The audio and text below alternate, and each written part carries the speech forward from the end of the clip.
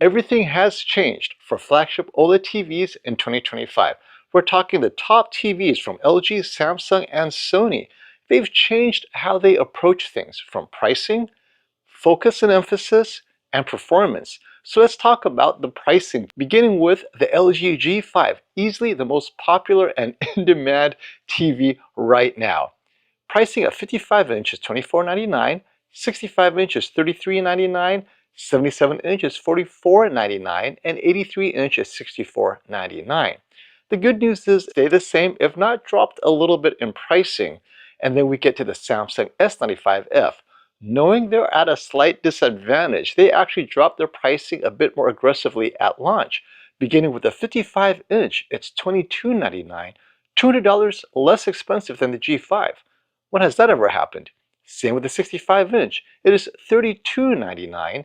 The 77-inch is the same at $44.99, and the 83-inch will be announced at a later date as far as pricing and release dates, but I expect it to be very similar to the $64.99 LG G5 83-inch, as both share the same technology, primary RGB OLED. Only the 55 through 77-inch are Samsung's best 4th generation QD OLED. Now, for the last model, the Sony Bravia 8 Mark II. But before we get into their pricing, a quick teaser. I asked you all, what TV are you saving up for this year? Which OLED TV? And 40% of you answered the Bravia 8 Mark II. Well, to you, my friends, you're going to have to save up a little bit more. Yes, the 55-inch Bravia 8 is $1,000 more than the LG G5 and $600 more than the LG G5 at 65 inches, $39.99. Special sauce, secret weapon, I think this TV is going to surprise you all. Well, not just by pricing. Its performance will be unleashed. To what degree, we will see at the Shootout later this year on July 12th. But right now, in my Showdown this weekend at Value Electronics, we only have the G5 and the S95F. Oh, and speaking of, there's the S90F, the third TV at our Showdown this weekend. This is the less expensive version of the S95F, slightly less bright, slightly, ever so slightly, but no anti-glare. So we need to see, without the anti-glare, does it make up the difference for not being as bright as the S95F? They're going to be compared side by side as well. We're going to have the LG G4 and the LG G5 side by side. Is it a big difference? You might want to get the G4, and we'll also have the S95F next to the S90F. Maybe the anti-glare is a bit too much on the S95F, and you're going to want to look at the S90F. But in the meantime, we're going to discuss how these TVs have changed their paths, their roadmap to success, much more differently than years before. The LG G5 actually has stayed on course. Their focus is brightness, HDR impact, and by going with primary RGB tandem OLED, that focus is HDR impact. Brighter, slightly better color saturation, but bright, bright, bright. Slight drawback, focusing so much on the brightness, they forgot to tune near shadow handling. We hope that it's fixed by this weekend, but if not, we'll see what issues there are, and maybe you might overlook it. Regardless, that is the G5's superpower this year, HDR impact and ultimate brightness. The S95F, however, no longer focused on brightness. They think they're bright enough. Now it's the nuanced specular highlights, individual color luminances, and more importantly, the distraction from glare. They think anti-glare is the way to go, including the 2nd generation matte screen. Last year's S95D, wow, how controversial was that TV with the first time of the matte screen, and let me tell you, mixed bag, depending on your viewing environment. But then that leaves the Sony Bravia 8. What is it doing differently this year? Well, everyone was rumoring, right? Oh, prices will drop. Yeah, did not happen because people assumed that the Bravia 8 is somehow worse than the A95L, somehow worse than the Bravia 9. No, it is actually better in many ways than the A95L beyond just 4th generation. We can't get into the details until we have the TV, but I think you all will be surprised at how good the Bravia 8 Mark II will handle itself against the G5 and the S95F. It wants to badly win the TV Shootout this year, again, 3 years running, and maybe that special sauce requires a slight price bump, or maybe it's a thing that has to do with tariffs, but then wouldn't all the other TV makers raise their prices?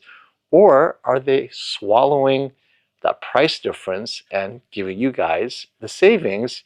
I don't know, but I'd like to think the Bravia 8 Mark II has something special under its sleeve to show off in a few weeks. So with all of that in mind, let's jump into the live stream and discuss which TV is best for you.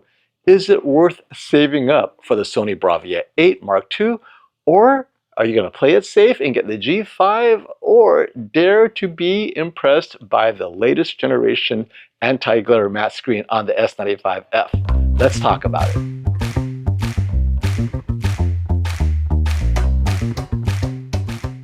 Hey, here we are again. Thank you for watching that countdown. So today we're going to talk about OLED divergence, how each OLED TV is doing their own thing, a different thing, right? And you saw the prices. First of all, Sony's definitely doing its own thing with its pricing. And then the LG G5 is continuing, actually it's staying the course. It's focused on brightness and HDR impact. Samsung S95F, it's seeing that, you know what? This anti-reflection thing, this is the future. I think we've reached peak impact with OLED. There's nothing left to do there. We're going to start working on the distractions. And we may not get it right the first year. We may not get it right the second year. But eventually, we'll get it right. And this is the second year of the anti-reflection. And we're going to see how close they did get to getting it right. So, am I not showing the TVs today?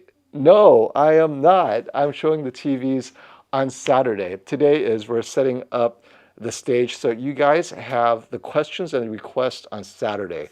I have to kind of get you guys familiar with what is happening with the G5 and the S95F in terms of their strength and their design strengths and the weaknesses right now. Right? The early reviews on the G5 is out. The S95F reviews are not yet out here, but overseas they are out in terms of the anti-glare. It did not work very well, obviously. And so the comparison, though, in real content in a bright room and a dark room, that needs to be done. And beyond that, I'd like to get a feel for what you guys want to see, because it's a day-long live stream, which means there's a lot of stuff I can cover. It's not limited to 1 hour or 2 hours. We're starting at 12 p.m. Eastern time and going until nighttime when the dark room, the lights, or it has this, there's a skylight at Valley Electronics. So when it becomes nighttime, I'm able to then, in a light-controlled room, right, it's dim. Does the S95F do a lot better than the G5? Because we know the anti-reflection is probably going to lose a little bit of contrast, but how much more contrast? And I love that, let me see, I think Artings over there, they have the new methodology for measuring the effect of anti-glare. It's almost as if they designed this only for Samsung, because there is no other TV that has such an aggressive anti-glare and matte screen that would justify all of that. But maybe they think all the TV makers will start going into that anti-glare, the matte screen direction, and they may not be wrong. TCL has already announced that their larger sizes are all going to be matte screen, and if it's popular, they'll bring it down to the smaller sizes. For those of you who are fighting this matte anti-glare, it may be a losing battle if the general consumer embraces it, and the enthusiasts cannot convince TV makers to avoid anti-glare matte. That appears to be the direction, and that's would explain why ratings has completely gone all in on a whole suite of anti-glare matte tests to see how it affects color and ambient reflections, changing the black levels, all of that. So, and I thank you, Classy, for letting me know that I have been mute the first 5 minutes after that countdown. So hopefully we're kind of caught up on what we're going to talk about today. I welcome your questions because many of you are now actually ready to order TVs. Now, you'll want to buy the TV. You have the budget. You don't want it to go up another few $100s. So you're going to lock in the prices just in case. Just in case. Now, it doesn't mean that it won't go down. I mean, if suddenly everyone plays nice and the prices are as they should be, then by Black Friday, we'll all have a great deal. If not, you know, hey, what can you do? Everything is speculation.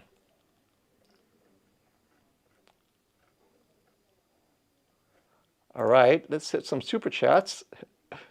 I should have saw the super chat first. You're muted. Thank you, buddy. I was so excited. I missed all the super chats, and that is the theme I needed. Thank you, guys. You guys are so great. And another one. No audio. You're talking to yourself. You know, it feels like I'm in my room all alone. This is how I normally am. You guys are so great. This is what happens when you go solo sometimes.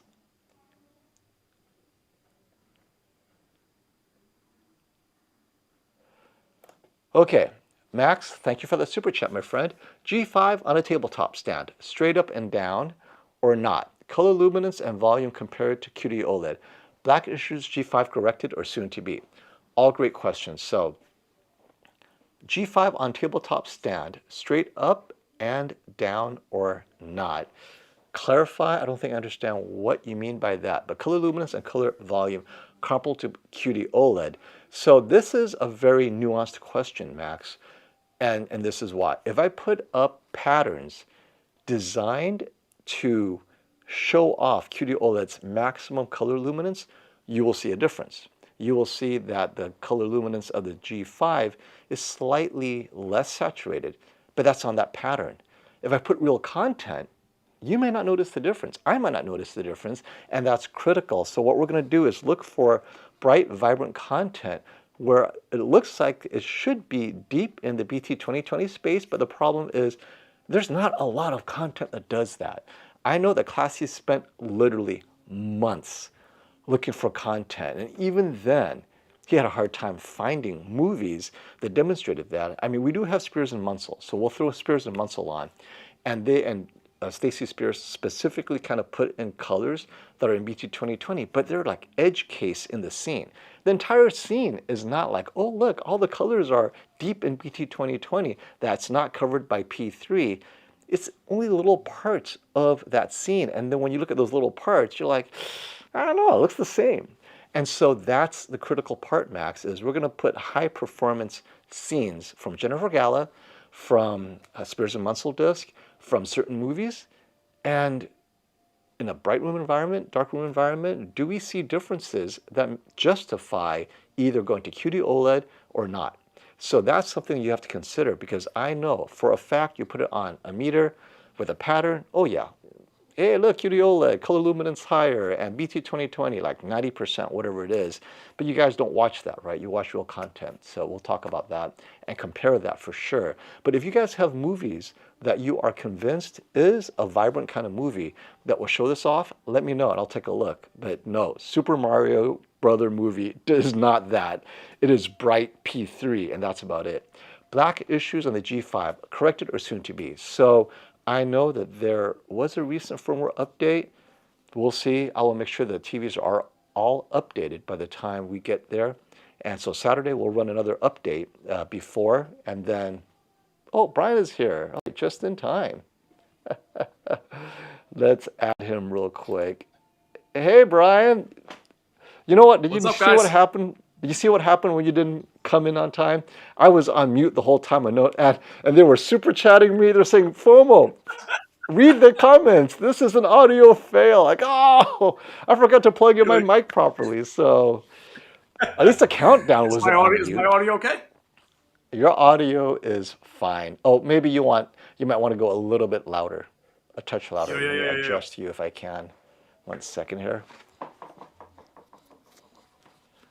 All right, let me see if I can. There we go. Let me pull my audio down a touch and take yours up to max, so hopefully we'll match.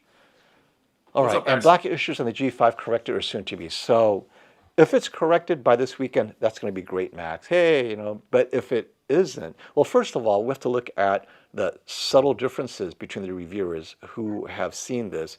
So I've heard that it's an issue on certain HDR movies. Also, some reviewers are saying, well, it's only Dolby Vision streaming that affects it in the app or external, whether you're using a Chromecast or using Dolby Vision in the app. The problem is in the app, in the TV, you can't disable Dolby Vision, at least externally, whether it's Apple TV, Chromecast, or whatnot. You could turn off Dolby Vision and enjoy regular HDR and not have to deal with it, which I'm thinking that is really strange. So we'll look at that, explore those options, because again, we have all day. So we'll look at the differences and see if, first of all, the issue is still there, and if it is, what does it affect? And the danger for LG is if it only affects their internal app because it's Dolby Vision, you guys can't even disable Dolby Vision on the internal app. And again, I have every faith that LG will fix it because the G5 is literally their client monitor that they send to Hollywood as a Dolby Vision client monitor, right? The most advanced G series, that's what they send. So they better fix this. And so I have every confidence they will. If it's something else, whatever, like DTS, they don't care, right? Like, how many of you care that there's no DTS? Brian, do you care there's no DTS? Check my audio FOMO because I'm using microphone, no microphone. You sound fine. I can hear you. All right. You and I talked about this off camera. DTS meant the world to me back with the Super Bit DVDs years ago. I haven't cared much about it probably since late Blu-ray. So it hasn't really bothered me that much. But it was something I chased for a long time, but it's not something that makes me choose a TV. But I'm the same way now, FOMO, with Dolby Vision being something that I need or not. Yeah, me too. Let me turn some Okay, sound in the back. Okay, so I see what you're saying, Max. Tilted on a stand. So if it's tilted back a little bit, it depends on whether it's slightly lower than your eye. So obviously you want to angle. First of all, OLED, slightly tilted, not tilted, it doesn't matter. It's going to look great, right? That's why off-axis viewing is so great on an OLED. Slightly off by 10 degrees, they all look the same. It's just a matter of whether it bothers you. It slightly tilts. So if you're on a puts on a console and the console's a little bit lower, the tilt works. If you put it on a stand and your table's a little bit higher, then it's kind of like tilting into the sky. And it's annoying. I mean, you'll still see it. The image quality is not going to be too deeply affected, if at all. But it feels weird to have it tilting up. But if you're standing up, then you get to see it, walking around. So, yeah, that's something that you're going to have to decide for yourself. And we have Reza looking forward to the Hisense U8Q and the U9Q, as do I. I think the U9 for sure is going to put the Bravia 9 through its paces. U8 should match the Bravia 9, but we're going to see. We'll see that Hisense in a few weeks.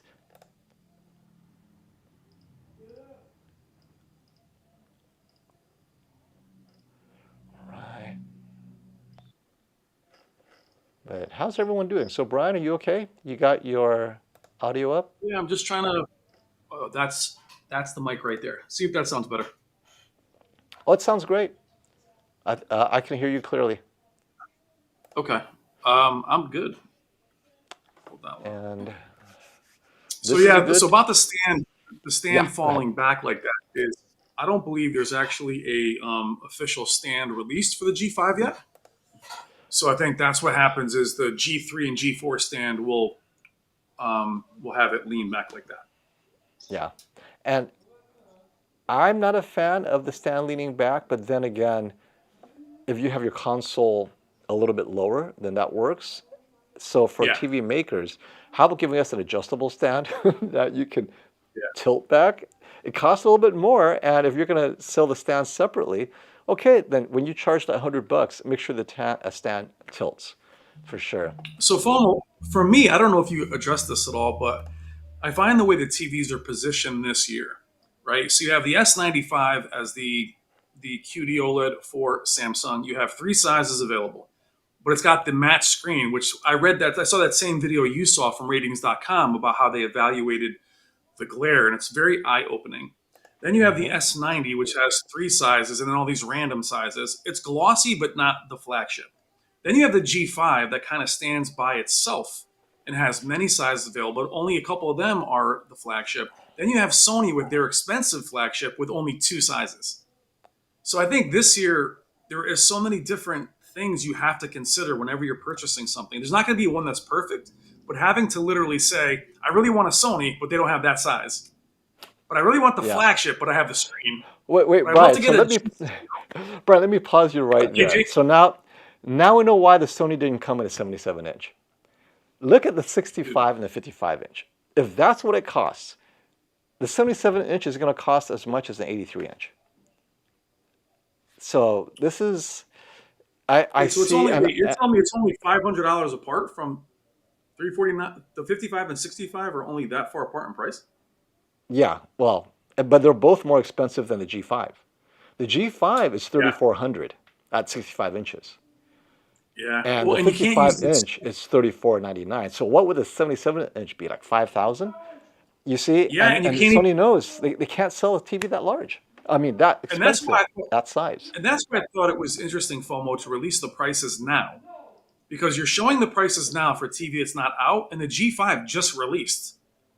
So it's not like a couple years ago or last year where they were so late that the pricing made sense. Doesn't make sense now. I think, and okay, correct me if I'm wrong, right? I'm just going to start thinking my speculation aloud. What you guys think? I think Sony had different pricing, and I really think this may have to do with tariffs rather than the special sauce.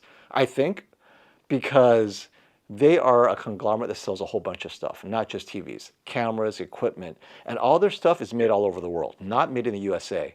And if they're adjusting prices company wide, they're calling everyone up and saying, guys, we're going to add a layer across the board, cameras, lens, whatever it is, and we'll back off if prices back down, tariffs go away, we'll back off.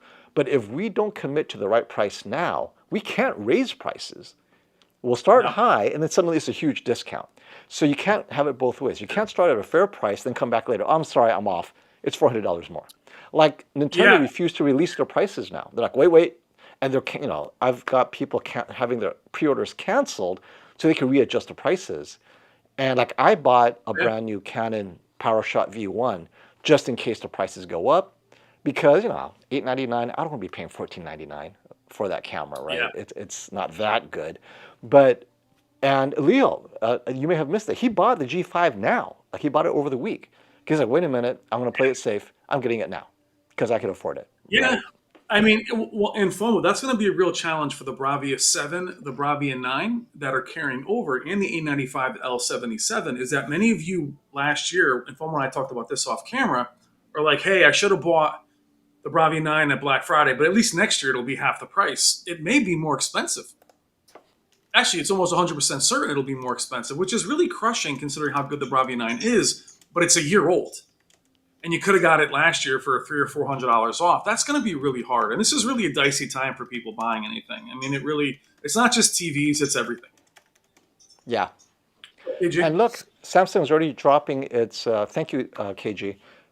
They're already dropping their to street pricing, right? So MSRP is, We can't even cover that TV yet. No, the $32.99 is the official MSRP. I got their pricing, so they dropped their planned pricing. $32.99 is how they're pricing it right now at launch. It's probably going to drop further, KG, Yeah. because I got the email from Samsung. This is our launch price, $32.99. They want to come in $200 cheaper than LG, and LG will respond immediately. They're like, you know what?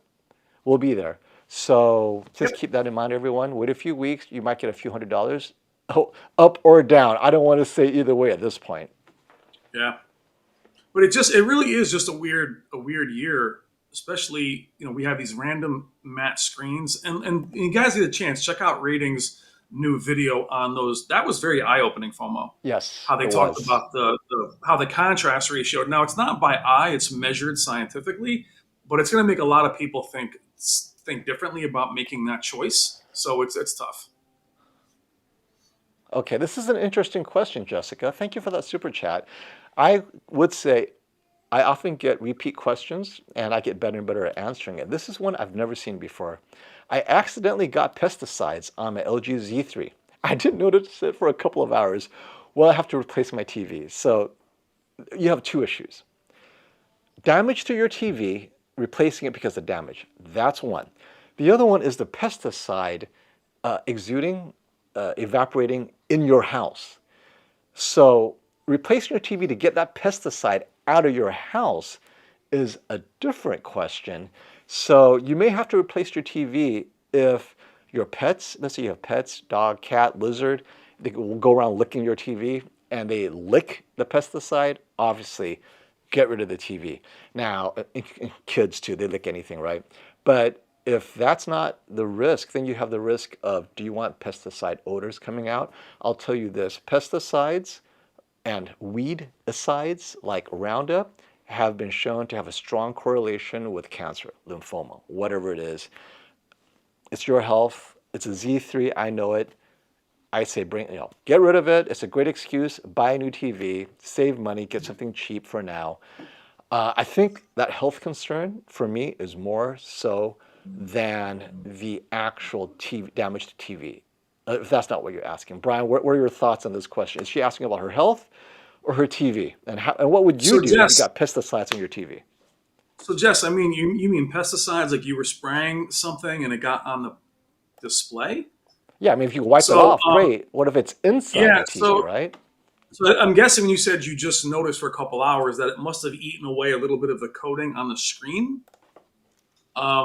So Jessica just bought the Z3 because I think Jessica's been asking for the last few months if she should have bought it. So I think you just bought this, if I'm guessing, the Z3. So one, I wouldn't spray pesticides in your home. I would try to that's another question. I would try to clean it and then contact LG. And I would just say, Jess, between me, you, and everybody in the chat, just say you don't know what happened to the screen and see what happens. I mean, just, it's a Z3. They're not going to give you a replacement. So maybe they'll give you a replacement G4. If you're lucky, the Z3 is not going to be replaced. They don't make those anymore, especially that particular one. But let me know if it ate away the screen coating. So I imagine is what you're saying. Don't put anything on your screen. Yeah. But I would contact LG and just say, hey, look, something's up with my screen, see what they say. Yeah, if it's on the screen, it's one thing. Now, if it's inside your TV, and that's why I took it to the health side, is if it goes inside one of the vents, whatever, now you get pesticide inside the TV that you cannot I think it's wipe just off. A screen. Yeah. It's probably just a screen. Now, Atticus has a good point. LG RGB tandem will never be good like quantum dot. And in theory, you're absolutely correct. But then if all the content you watch, and we're talking some good HDR content, if it all looks the same, does it matter? Does it have to be as good as quantum dot if everything you watch looks identical on both, right? This is kind of like, well, that Ferrari or that minivan will never drive as fast as a Ferrari. But if you're taking your kids around the parking lot and you never break 15 miles an hour, does it matter that the minivan never gets as fast as a Ferrari? So you have to ask yourself, Atticus, what content are you watching that you're like, okay, this quantum dot kills it and the RGB tandem just could not keep up? Let me know, because I would love to use that content at the shootout and demonstrate, yes, guys, it's all about the QD OLED. Well, and I mean, here's what I will say, you guys, and I do mean this with the kindness of heart, none of you have seen the TV yet. So unless a lot of you guys were at the LG workshop or have spent time with the G5, you're literally just saying, fundamentally, this TV can't lose or can't be beaten by this TV. So a lot of you are going off of what you've heard other people say and just regurgitating it. Do me a favor, spend some time with us this weekend, and we'll see. But you're not taking in the Alpha 11 processor versus the Q4 processor, Q3 processor from Samsung. There's more to it than just screen technology. The G4 was right there with the S95D. The G5 has improved greatly. The S95F has that screen. So do me a favor, just keep your mind somewhat open. I can already hear people tell me the RGB mini LEDs aren't going to be as good as quantum dot, whatever. You got to wait until you see it, other than just dismissing it. Most of you have never seen these TVs live. I promise you, the majority of you haven't. So I would just kind of give yourself a little bit of an open mind and wait till you see how they perform. It might smoke it. But I just spent time with the 83-inch G5, and it was mind-blowing. I just have the S90F here, which my video is up in a half an hour. So I've spent time with both of these TVs, as well as the S95. We've spent hours upon hours. Just give yourself a chance to say, hey, it might come close. It is a new technology. It's not like it's MLA times 2. It's something they've hung back with. And the G5 beat the S95D in the HDV test shootout. So, I would just say give yourselves a little bit more of an open mind because one, QD OLEDs are not going to be around forever. I'll tell you that. I know that 100%. It's I unfortunate because they're love, amazing. yeah. I love Arbor's comment. HD TV test says G5 has better colors than the S95F. I'm going to have to look at his review again. I don't remember him saying that specifically, but if that's what he said, I'll have to see what content or the context that he said it, because I know that his measurements showed that the S95F had better color volume, but then conclusion is the Chief has better colors is interesting. Those are fighting words actually for QD OLED fans, Yeah. and they're Well, I gonna mean, rewatch HD TV test to see if that is indeed the well, case. but we talked about that with the G4, where the G4, to some people's opinion, had better colors, but they just weren't accurate. Hmm. It was like pushing colors that it was like, hey, we're putting that orange there. So I just simply ask, someone said that's my opinion. It's my opinion, of course. My opinion is just try to keep an open mind because these are new technologies. This is LG's response to QD OLED. And what's a And shame is if when I talked off camera, QD yeah, OLED is so rare now to only look at Sony, two models. That's all you have is two models from Sony that are quantum dot OLED. Samsung, their flagship is matte. So there's Panasonic's going with the RGB. So it's like, I love QD OLED. It's still my favorite technology, so I'm not putting it down. I'm just saying that there are other options out there, and you should give it a look before you say hmm that it can't compete. yep. And I love Dirty Soap's question. Would you do an uncalibrated professional mode comparison? Absolutely. As a matter of fact, there is no calibration in our weekend shootout for many reasons, because we want to address just, hey, when you guys get your TVs out of the box, you have nothing to compare it to except each other. So that's what we're going to do is with our professional eyes, we'll tell you the comparison, the differences, instead of comparing it to a reference monitor or to a calibrated anything. This is typically what you're going to get out of the box. These are not review units. These are Robert's own sales units that he's selling to the public, right? These are his units that he opened up for this display and demonstration for you guys. And so they are all going to be out of the box. Now we will put it in their most professional or there's no Sony, so there's no professional mode there, but their filmmaker mode, just to see how their filmmaker modes are, how close are they, right? We don't know which one's more accurate, just see, do they even look similar? But then go into what we talked about, brightness in other modes that you guys actually watch more often. Standard, Well, vivid, well, sports, gaming. yeah. Well, I'll tell you too. That's why the presets are so important, FOMO, because they each have their own take on them. We talked about this with Sony and their professional preset, right? A couple of years ago, the filmmaker mode was so drab on everybody's TVs, but for some reason Sony's was just better. Why? Because they had processing still enabled. Yeah, they added a little sharpening, a little bit of highlight action. Hey, Yep. But then so I what mean, happened? It was such a big hit with XR Cognitive yeah, that LG did it, and now Samsung yeah, is doing it, and the yeah, people have spoken, much to the yeah. And I'll tell you dismay that. of calibrators and purists. Yeah, well, but even the S90F, which I've just did a review on, their filmmakers now are not. They look more accurate and more natural, but they're still very punchy. So I think they're all learning from each other. But the best part about the box is what you're going to enjoy at home, and it lets us wander outside of the presets to show you how they look in different presets that are better for different conditions. Yep. Now Othman raises this one feature comparison: 120 hertz versus 165 hertz. G5 for the easy win. But remember, the S95F also is 165 hertz. And not only that, Othman, if you're looking at hertz, right, frame rates for PC gaming, what about the 8K Samsung QN9990F, which officially supports 4K 240? 4K 240. I mean, if you're looking at a 5090, right, frame generation, you want to play at least 240 FPS in 4K, and you got the gear, why aren't you getting the 8K Yeah, QN990F with 240? Because in my opinion, the image looks good enough, but it's all about the motion. So you're yeah. getting that Well, I'll tell smooth you that. motion, baby. I'll tell you that using the S90F at 144 and having just a few games that can reach that, good luck getting anything 4K without DLSS. And this No, with mostly it, yeah. processing anyway We're from gonna home. have to So have 4K, it, right? yeah. And with my experience with the 8K TVs of the past, there's all kinds of scaling issues. I tried doing their 8K or their 4K, whatever, a couple of years ago. Some games work, some don't. They don't frame right. The scaling is really hard. Hey, So that's the on a monitor, past. That's the yeah, past. yeah, yeah, we'll see. It's all about the future, and Samsung says we got it right this time. Well, you're the only one I know with a PC capable of DLSS and the frame generation to get you to 240. So we'll see. We'll take Samsung's It's going to bluff. be there this weekend. And I'll tell you right now, the Samsung S90, 144 easily, We talk no about the problems with S90F. S90F. You the have the S90F. S90F. I have it. So 144, all you got to make sure is that you're in the control panel. You change it there, no problems at all. And the G4, same thing last year, no issues. I think it's when you go beyond that, FOMO, even these 1080p, like TCL and Hisense, you have 1080p at 280. It does get dicey with the scaling. And not all the games play well or play right. So I think if you're good at 144, I think 165 is just a flex. I think 144 is probably fine. So, I'm I waiting for mean, 240 next year. Personally, Michael has a good question nice. because this DTS is apparently bothering We some were just people. So talking about it the other day.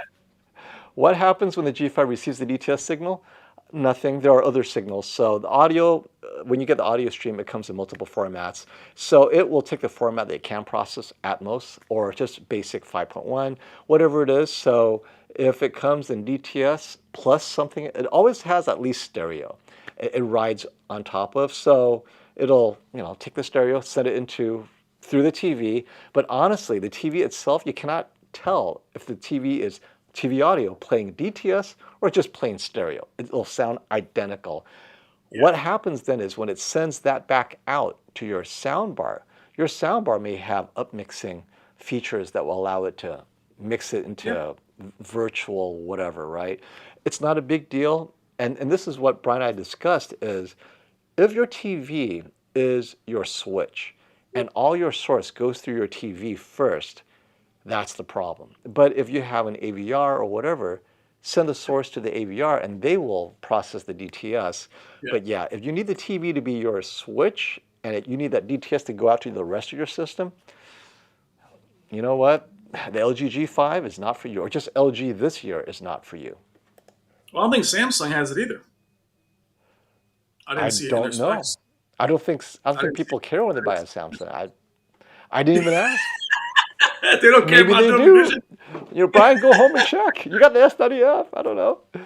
Thank you Oh, for that man. super chat, Austin Winkler. Why didn't Samsung make two versions of the S95F? Basically, anti-glare matte versus a glossy, like the S90F that Brian has. Running the factory line with two coatings should be possible. So Austin, they did this experiment in Europe last year where they did make a glossy version of the S95D available, I believe. But I don't know what happened after that. Apparently, maybe no one bought it. I don't know. So whatever happened, focus group or how the uptake was, they're doubling down and adding it to even more TVs this year, Austin. And not only them, but TCL announced that their large size TVs, 85 inches, right? They're going to have it as well. And it just depends on you, the consumer. If 90% of you love it, then the 10% that don't, they're not going to bother. Well, and I think, FOMO, we can shed some light. We can talk about this now. We sat in the Samsung pre-briefing at the beginning of the year, and they did share some numbers on the percentage of people that bought matte screens, and it was Yes. very high. So, as enthusiasts, we're always going to be the minority. But the fact is, if you look at an S95 in a Best Buy, even under those terrible lights, it literally has no reflections at all. It might be different in your store, but they all know that this is the way people buy. Reflections is a bigger deal. It's not that big a deal to a lot of us because we do watch in a controlled home theater, FOMO. And a lot of us don't care. But for most people that are shopping, I hate that glare. We heard some, you know what you guys will appreciate at Value Electronics the other day? Somebody bought a G5 right while I was there filming it. And the guy's wife did say, "Does this display art?" And I said, "Actually, you can do that." She goes, "Well, if it's off, is it just a big black rectangle?" So Mm-hmm. it shows you what they're thinking. And they just spent $6,000 and they bought a sound bar and everything else. But their real concern was when it's off, what's it look like? But FOMO, the ironic thing, I was at a friend's house before I got here and they have the frame. They have the frame in bright sunlight, and it looks like it's basically gray. It doesn't even look like artwork because it's in Yeah. a bright room. So I get the confusion, but the fact is they do sell more of them, and that's why they're doubling down. The problem for you guys and for me and everyone else, if you don't like that, Samsung doesn't have another option. They really don't. I mean, they don't have another 8K TV. They don't have another Q90 you can buy. I believe the Q80 is glossy, but in Mhm. my opinion, have your flagship be the glossy one. That depends on what they think of the matte. You see the problem? If they think Of that, course. because remember, their frame is a premium offering, it's matte. Yeah. So it doesn't make sense. I mean, you and I know we like glossy, but it appears to Samsung that matte is a premium feature. It's kind of like the True. velour lined seats. Some people hate the velour lined seats or the Sport Yep. Tech or whatever it is, and other people love it, but it's more expensive, so it must be premium. Now, But what's, but AB, what's, but what's you could trust AB to always mention, keep an open mind about the Bravia Cam. The way Sony's going, I don't think anyone could afford the Bravia Cam, AB, for like the $1,000 for Bravia that thing. Cam? Oh, yeah. Why is that important? Does it even come with TVs anymore? It came with a And Z9K. no, well, he's upset that they don't include it anymore. He's been asking for its resurgence on every stream. Yes, I've heard nothing about it. But continue with AB. Anti-glare coating makes no sense to me. Have people not heard of blinds or curtains? Samsung shoots themselves in the foot with that coating. And so AB, part of the issue is, and I'm just going to throw out there, when you're in a house and you have blinds and curtains, but the light still peeks through the blinds and curtains, like behind Brian right there. Brian's got curtains behind him. The light peeking through, that's going to have a sliver that's It still does. annoying, right? Yeah. And so it just, unless you're in a man cave, then it doesn't So so matter. But most people so aren't. I'll tell you its really use case, and I did this when I filmed the 8K Q990. It's really about lamps. It's got nothing to do with sunlight. It's actually ineffective completely with sunlight. So what's funny is that when I'm filming in this other studio, I can see the reflection on these TVs with this one behind me, literally like a mirror. If I had a matte screen, it would be invisible. So when you're sitting there watching TV and you have two lamps behind you or a ring cam, it will literally be invisible. That is its use case. We all thought it was something you could bring outside, like it could be a beach TV. Even the S25 that's got this stupid screen on it, you can't see it in the sunlight at all. Yeah. It's fine if there's a lamp there, but as far as like people, I think people think it's a bright room TV. It's not. It's really about ambient light and lamps that are in Yeah. your house. If you have lamps above you, like we filmed at Samsung, the Neo QLEDs, FOMO, the lamps above it are not visible on screen at all. That's its strength. It just doesn't help with sunlight, which is what people really struggle with. And yeah, if it gets too bright, it definitely hits the contrast. Now, TruthX has a good comment I want to address. Best Buy S95D has worse contrast than their mini LED TVs. Nobody thinks matte screen looks good. Another thing, matte screens have always been on cheap TVs and monitors for a long time. Just as a reminder, Apple upcharges a few $100s for a matte screen. So when you're getting Same with an this.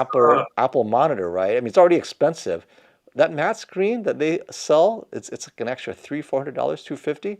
So it's considered premium in some lines. The Steam Deck too.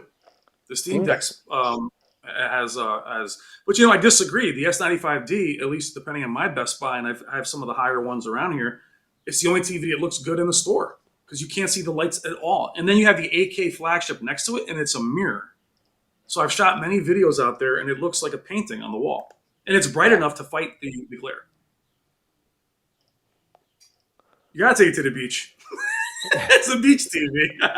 It's like a Now, beach cruiser. What's up, Corey? I haven't seen Corey in a minute. Corey has a good point. The classic, who is this for?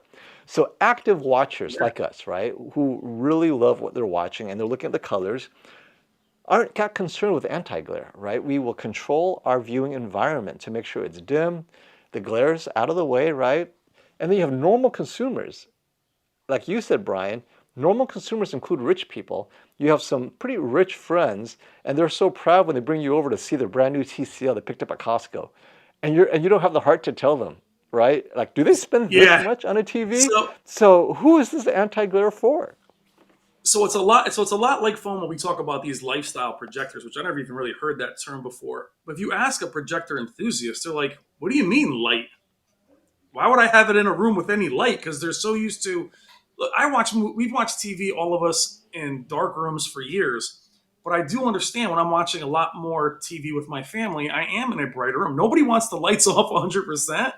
And maybe I'm just getting older. But the fact is, I do have the lamps on, and I can see them in the damn screen. And I'm like, if I only had a matte screen. But it is interesting because it's always been that way with enthusiasts versus those that buy the most. And FOMO, to your point, sometimes the enthusiasts don't spend as much money. They kind of hang back. They don't buy when they need something. They buy, they don't buy the When way it somebody would breaks. just buy. Yeah. Yeah. Now, John has a great question that we'll find out this weekend for sure, because I will reserve my decision until then. Stop the FOMO. As a gamer, 77-inch G5 or 77-inch S95F. I already know I like the way Samsung does things with motion and Yeah. whatnot, but I'm being told that the G5, its improvement to gaming in terms of brightness and accuracy is noticeable over the G4.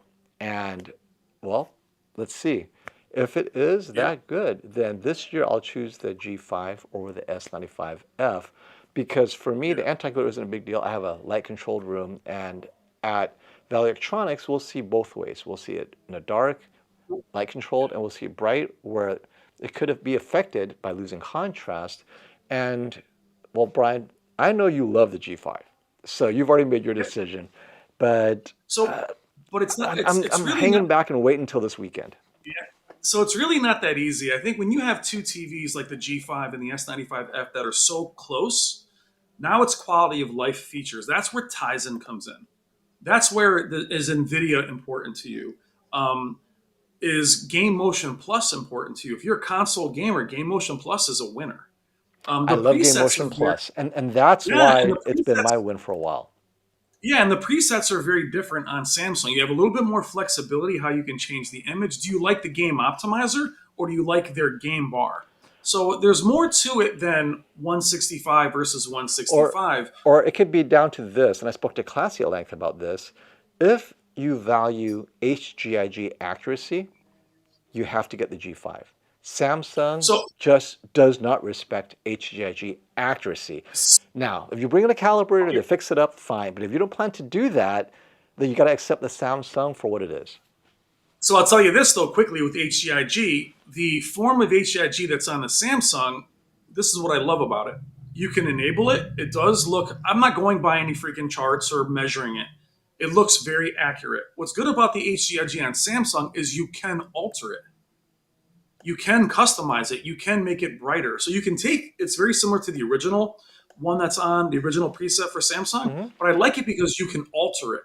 So yes, it may not be accurate as it can be, but it's also something you can change. So that So flexibility taste. of image is Yeah. on Samsung's side, which I think in gaming is very important.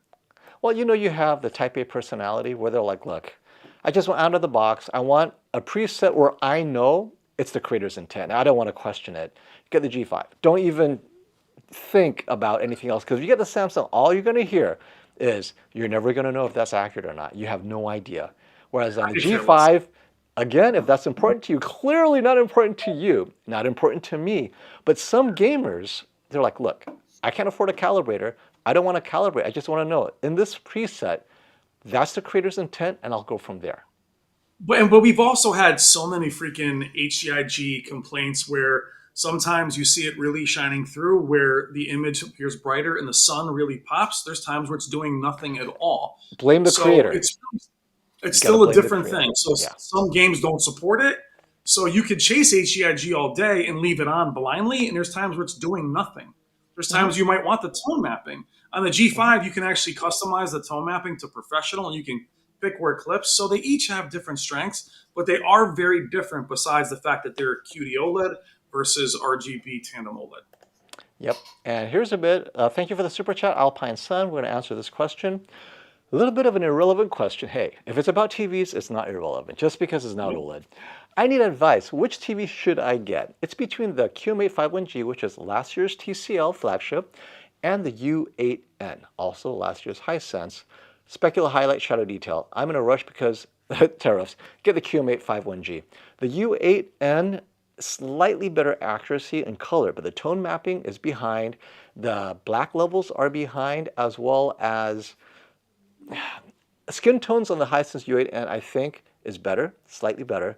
But the impact, the HDR impact, most people will be awed by the QM851G. So which would I get? I get the QM851G because of the black bars, the HDR impact, and the tone mapping versus the Hisense last year.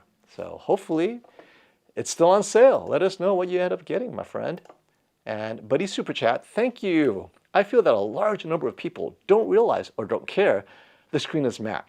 So I can't expect I can't accept Samsung's numbers on the love of matte screens. Okay, I gotcha. I think Samsung's trying to separate themselves because if they don't say, look, we have the best anti-reflection, we have the best anti-glare, marketing has nothing to say. Sometimes marketing needs hype. If you take that away, that's one less box they'll have to hype it up, right? Because what does LG have? Exactly what Samsung has. Gaming features, 165 hertz, brightness, 4,000 nits, right? All those things, they each hit it very similarly. But then Samsung could say, best in class anti-glare. Look at the differences. And maybe marketing kind of got carried away and was able to sell the day to the product planners. Well, and more importantly, buddy, thank you for the super chat. None of us are talking about it, but we have talked about it. It's got nothing to do with anti-glare. It's got to do with their art store and that lifestyle initiative of offering this subscription-based art store. So they really want, other than the OLEDs, they still want to be able to say this person's paying $10 a month. People will do that. That is a revenue stream, much like microtransactions in gaming, which no one has tapped into. They all do it to a degree, but Samsung's whole initiative is let's put some paintings on the wall. That new frame is not about local dimming and brightness. It's about artwork looking better, FOMO. And it looks damn Yeah. good for that reason. KG has an interesting point. Don't rush your TV purchase because of tariffs. These TV companies make a lot of their money off ads from their smart platform. Only two companies that we cover, if you add Roku, okay, three companies, are vertically integrated with their smart platform, so they make all the money that they collect off their platform. LG, WebOS, Samsung, Tizen, and Roku's own thingy. Sony, Panasonic, and TCL and Hisense, they split with Google, and I doubt Google gives them a very good split because Google's telling them, look, man, we're running your software. We got to do security. That's all on us. But we'll let you use our Google TV. We'll give you a little bit of something, but we're going to keep the rest. And that's why they partner with Google and Fire TV, Panasonic's case, because Google and Amazon, they take the onus of software updates. That is so expensive. I don't think people realize how expensive it is to run an operating system between security, features, firmware, connecting the TV's settings to your software, the UI, accessibility. Are you breaking the law because you're not ADA compliant? That is a nightmare, and the size of that software team is a small company, frankly. And these TV companies that aren't in the software business, like Samsung, which makes software for their phones and stuff, and LG, they're very proud of their software team. If you can't afford it, I mean, look at Sony when they had their own software. It was a nightmare. They kept on telling Sony, go to Android. Stop trying to do Yeah, your own thing. And same with Panasonic. that's what Its that's software what was Panasonic. yeah, it was so backwards. Like, what is this, 1990? So Yeah. they have to make a deal with the devils, Amazon and Google. So those guys, I don't think, are making too much money off the ads, which explains why maybe the Bravia 8 is so expensive. So to your point, KG, maybe that's why the Bravia 8 is expensive. Maybe Well, they also have you're to raise it because they don't have the ad revenue. They don't, but you're also going to see in regards to tariffs, as we've discussed, is where the tariffs located and what are tariffs, especially in Mexico, where the majority of these TVs are built. Once you see that, it won't be about ad revenue. Once they're affecting where they're built and where the parts are from, they will have to raise prices. They'll have Yeah. to. And There's again, no there's no we're choice. praying Mexico still has the exception because that's what you guys are focused That's on, everything right? is Yeah, built. don't focus on Japan, don't focus on Korea. These TVs are not made China's anywhere in laughing. They're Asia. like, oh, I don't build anywhere. But once they Right, find out it's TCL a and Hisense, all their factories are in Mexico, my friends. Bro, So actually, they're just, everybody's factories are in Mexico. yeah. I want to go to So Mexico for spring it's, break and get some TVs built. I know. Look at the avocados. If the avocado prices go through the roof, your TVs will follow the avocados. Jesse has a good point. A good question. Isn't the frame TV edge-lit? Yes, it is. If so, won't it quickly break because edge-lit backlights are less reliable? Yeah, they overheat. Ratings have shown that. And so this is why you don't buy the frame and put it in vivid mode. If you buy the Yeah, they're frame and put it in its normal eco mode for paintings, you're good to go. The problem is and you're they're trying to very and treat they're it and watch sports and then it dies. yeah. Yeah, and they're very low power in those modes to look like paintings. They don't want them to be too bright. They're built to be like that. I understand what you're saying, but that's don't worry about that. That's the last thing I'd worry about with a frame. Yeah. Worry about how gray it was in the sun. And so KG thinks Google pays manufacturers a lot. This is where we're going to disagree, only because I know Google and Amazon, and they will rape you if they can get away They're like with it. they're like the Walmart. I learned this years ago. They're like the mob.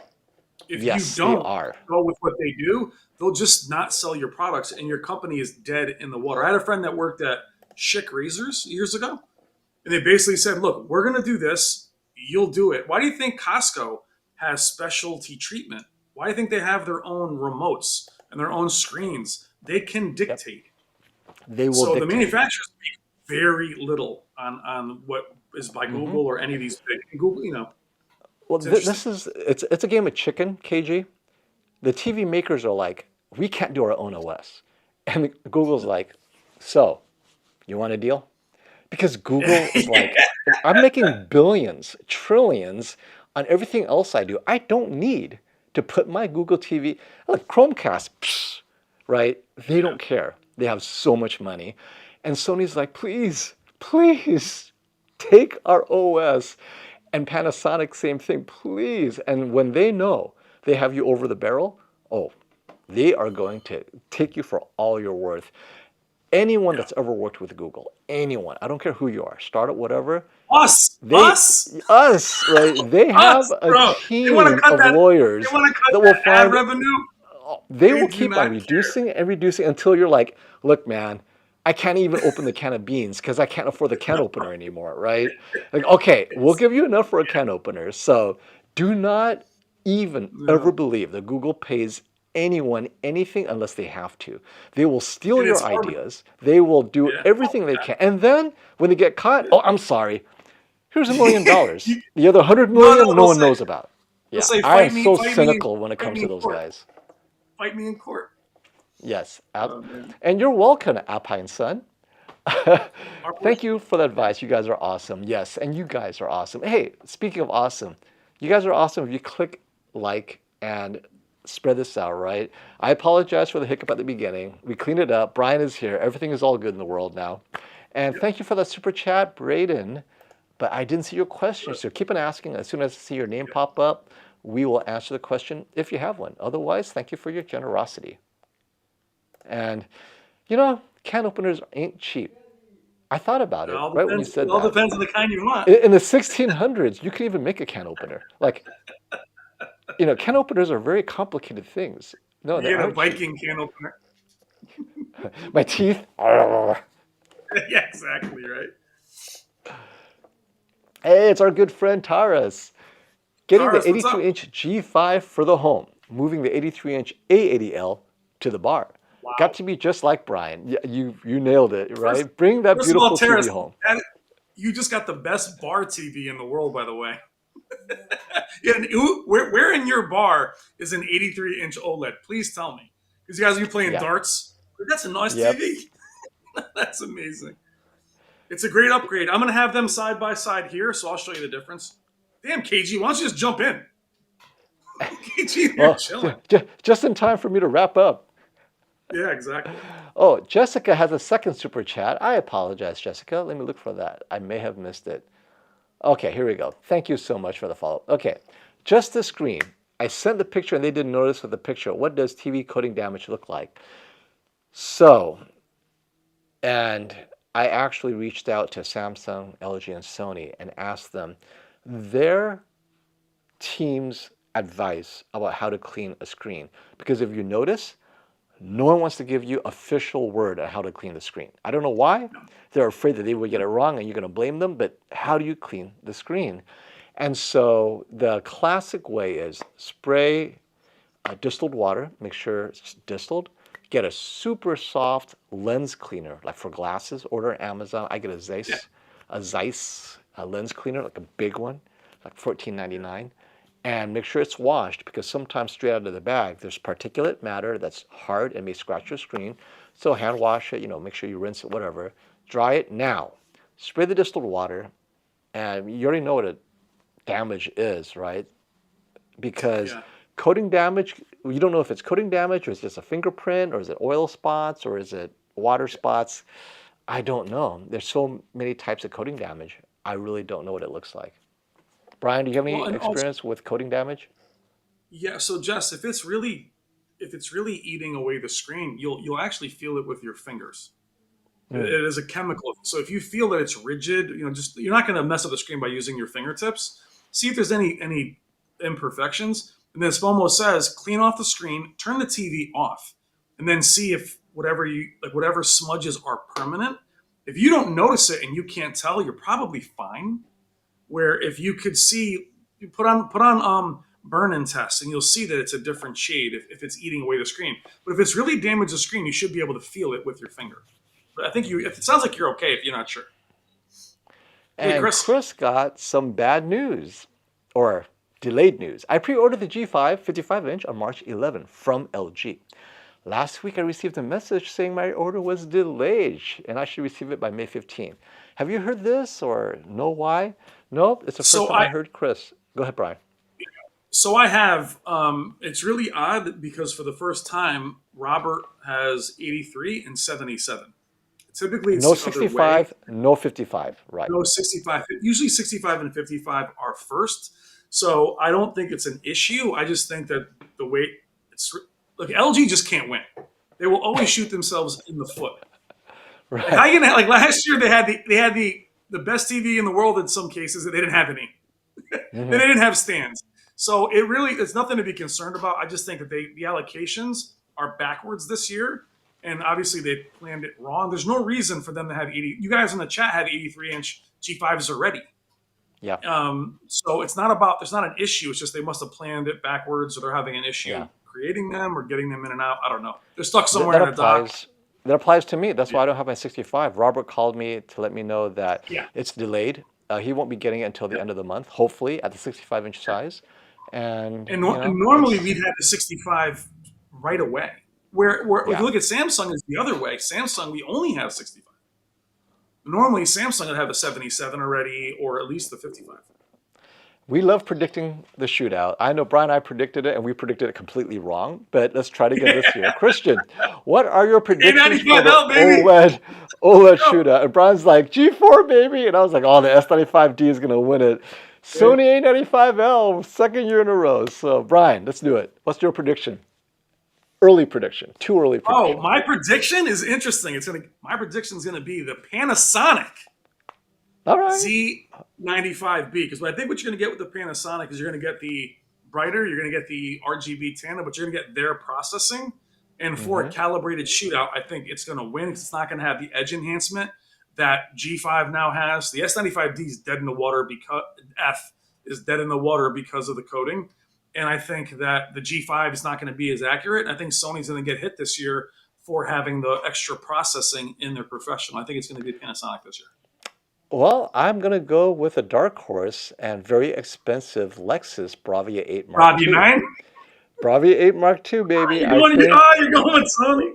I've learned my lesson, right? Samsung can't cut a break because of the anti-glare, and I should have known. Even though the matte screen may be less aggressive, the minute you turn on the lights, it's going to lose the shootout. And Samsung doesn't care, right? So in the dark room, it may do well. But once you go into the bright room, and that's graded as well, it's not going to, it's going to fall so far behind, it's not even funny. So on points, it's not going to make it up.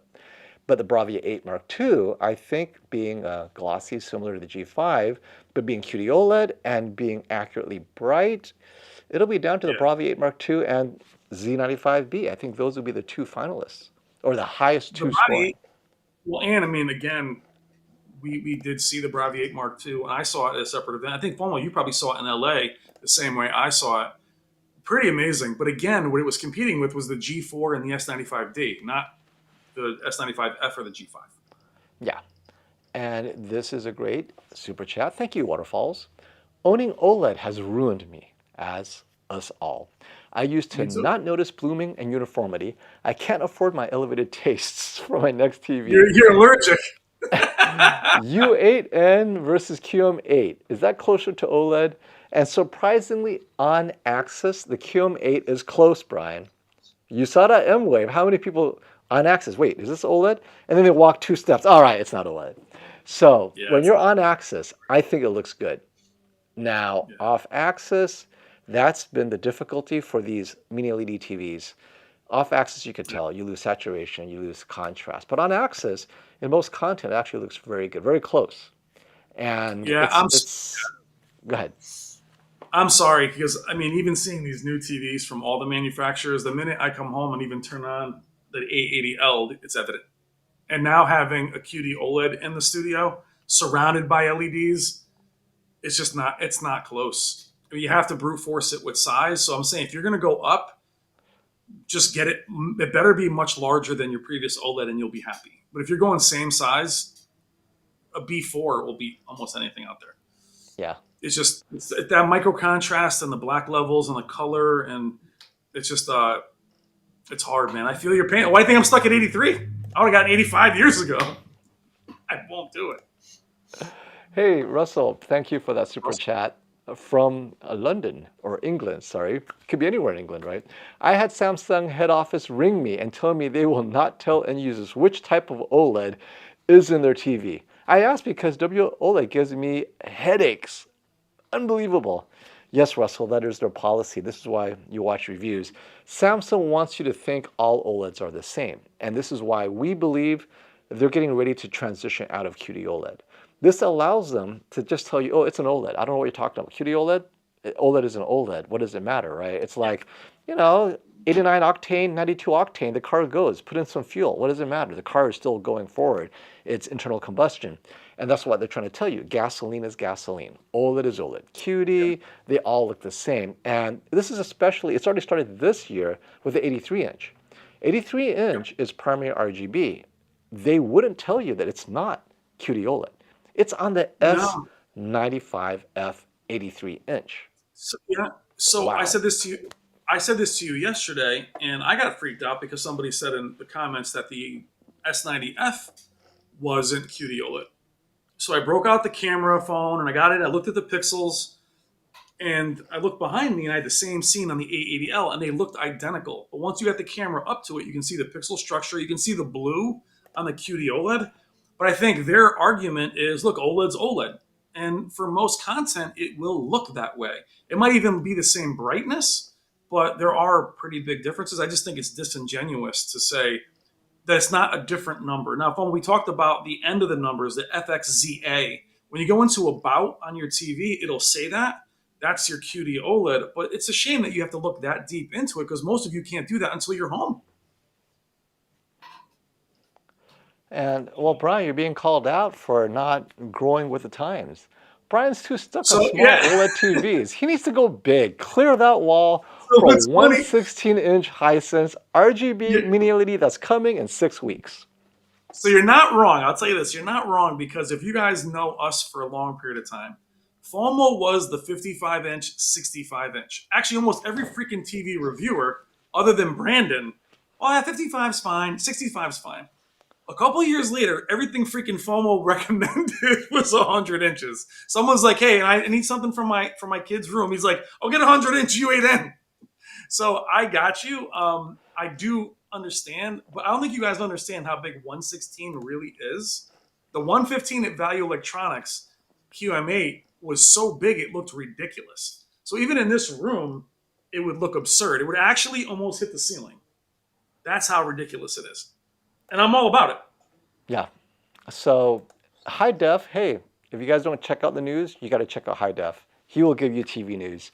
If priced well, Panasonic might steal a lot of customers from Sony because the Bravia 8 Mark II's sky high price. And this is a big assumption that the Panasonic won't have a sky high price. So I'm fearing that with Panasonic announcing so late, I don't know how tariffs are going to go, honestly. But if things are as they are, right? If for whatever reason Sony's maintaining its price, and it has more to do with the global exchange rates of tariffs, then Panasonic will adjust accordingly. They cannot afford to swallow the losses the way Samsung may be willing to, or even LG. So this Bravia 8 sky high price may be a things to come, a harbinger of things to come regarding the Panasonic Z95B. So prediction, Yeah. Brian, the Panasonic So I mean, Z95B, match Bravia 8 Mark II or match the less expensive LG G5? so that's in high def. What's up, my friend? Great content by you, by the way. Follow him. He breaks all these stories. I think you're right. My question with Panasonic is always, will they out Sony Sony? In many ways, they do. They do have a more natural image. They do have the 3D LUTs that only LG has. So they do Mhm. have certain tools. And like Sony, their team has been together for freaking 30 years. So I do imagine a lot of people are going to go back over to Panasonic. They have the name recognition. The question will be, can they get the word out fast enough? Can they get their models out, whether it's to Before the reviewers? tariffs strike? Yeah, well, more importantly, FOMO, can they get it on store shelves? Being Amazon Hmm. only and Fire TV has turned off a lot of people. But I mean, you were Right. very happy with the C95F. I loved it. I thought it was better than the G4. I recommended it for movie watches. Now, gaming, obviously, you get the G4. But if you're watching movies, skin tones out of the box, I thought the Z95A was the better TV out of the box. And I expect the same from Z95B, but to high def's point, don't assume the Z95B is going to be quote unquote competitively priced. I don't know. If anything could be, we may end up getting a Samsung because that's all we can afford, which sounds so strange to say, but yeah. Which is which is funny too, because Samsung released a couple days ago that, or maybe it was today, that their RGB mini LED will be available this year. That's Ah, you not mean news. that comment right there? Oh, there it is. So if that's not news, they said that to us at CES. We just didn't believe them. What's interesting about that is, where's that going to put Sony? If they release that this Hmm. year, and it's going to be interesting. It's going to really be, and if it's too premium FOMO, it's not going to be something that's going to be reviewed. So it's going to be interesting. Well, Sony has always been so unlike QD OLED, which Samsung and Sony actually sourced it from the same supplier, Samsung Display, and Sony was a year behind, right? Samsung released the S95B. A year later, it was the A95K.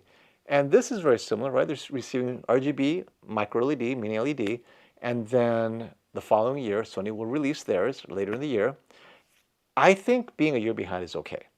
The, the issue is how much more polished is it than Samsung? It better be Yeah. good. Like Bravia 9, put it to shame.